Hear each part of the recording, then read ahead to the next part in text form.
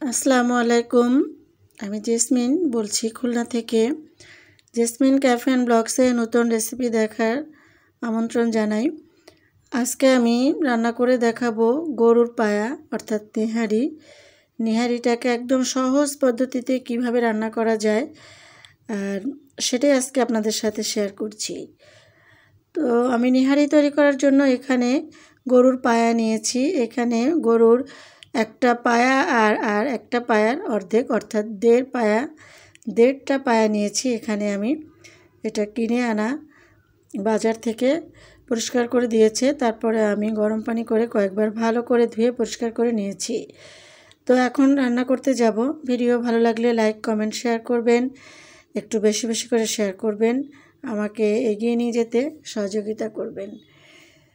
এখন চলে যাচ্ছি রান্না করতে।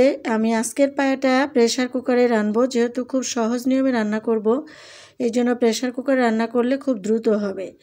পায়াগুলোকে গরম পানি দিয়ে অনেকবার করে ধুয়ে নিয়েছি, পরিষ্কার করে দিয়ে দিলাম প্রেশার কুকারে। এখন দিয়ে দিলাম হাফ কাপ পেঁয়াজ কুচি। এখানে 1 টেবিল চামচ আদা বাটা আর 1 টেবিল চামচ রসুন বাটা দিয়ে দিলাম।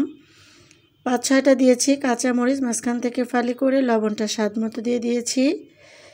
এখন দিব গুঁড়া মশলা। জিরার গুঁড়া দিয়ে দিলাম 1 চা চামচ উঁচু উঁচু করে, ধনিয়া গুঁড়াও দিয়ে দিলাম 1 চা চামচ উঁচু উঁচু করে,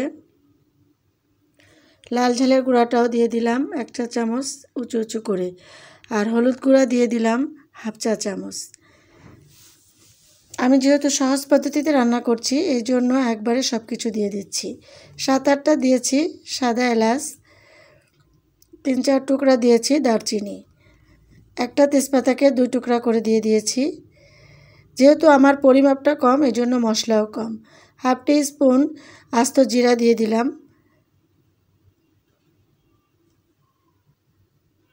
এখন আমি এখানে 2 টেবিল চামচ সাদা তেল দিয়ে দিলাম। এবার ভালো করে আমি এটাকে মেখে নিব। মেখে নিয়ে যথারীতি আমি রান্না করতে চলে যাব।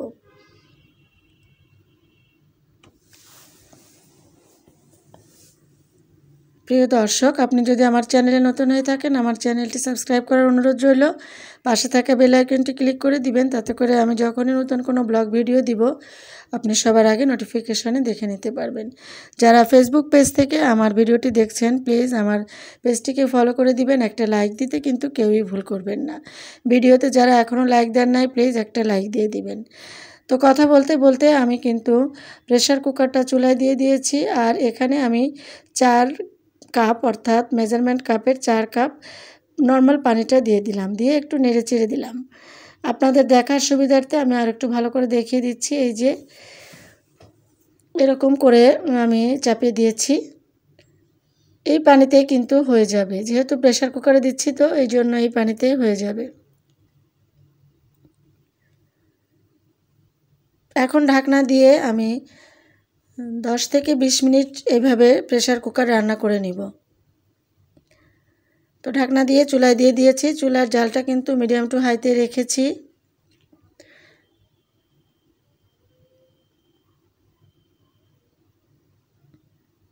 তো এরই মধ্যে কিন্তু আমার নেহারিটা হয়ে গিয়েছে। আমি 17 মিনিট ঘড়ি ধরে রান্না করে নিয়েছি, আর বাসি কয়টা উঠেছে এটা আমি গুনি নাই, তবে 17 মিনিট রান্না করে নিয়েছি আমি। আপনারা এইভাবেই নেবেন 17 থেকে 20 মিনিট প্রেশার কুকারে রান্না করলে।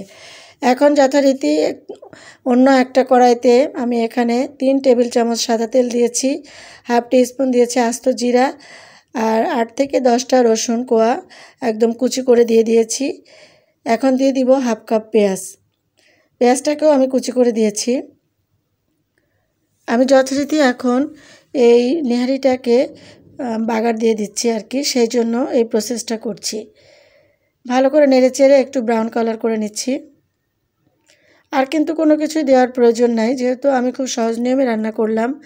এত সহজ নিয়মে রান্না করেছি যে খুব দ্রুতই কিন্তু হয়ে গিয়েছে। তো এবার আমি আমার যে নেহারিটার যে সিদ্ধ করে নিয়েছি আমি প্রেশার কুকারে, সেখান থেকে তুলে এই বাগারের ভিতরে দিয়ে দিলাম। এখন একটু সামান্য ফুটিয়ে নিচ্ছি।